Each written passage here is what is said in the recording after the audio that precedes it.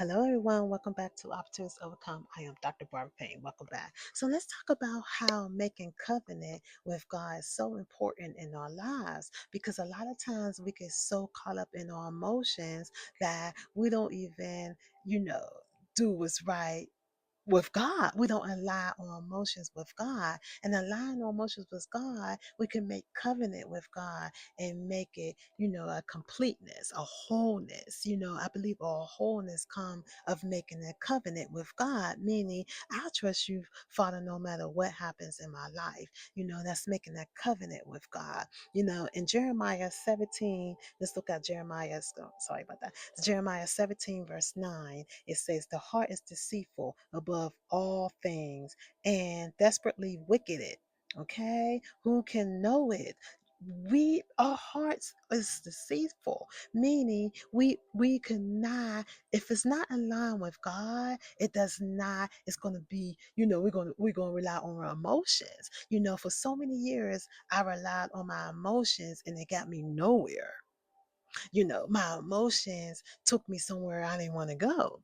So a lot of times we have to pull back, pray about it, and ask God to help us remain faithful to Him, making a covenant to Him and trusting Him no matter what happens in our lives, because emotions take you on this roller coaster ride. The roller coaster ride is up and down, and you're going around and round and round and round the same thing over and over again. And a lot of times we're being tested. A lot of us get tested on the same test because we didn't pass it. We didn't pass the test because we are relying on our emotions instead of making a covenant with God. Again, even Jesus was saying, I believe it was in Luke 9. Let me make that right. Luke 9:23. Okay. Luke 9:23. Jesus was taking up the cross. He said, deny yourself and take up the cross. Okay. We have to take up the cross. Just like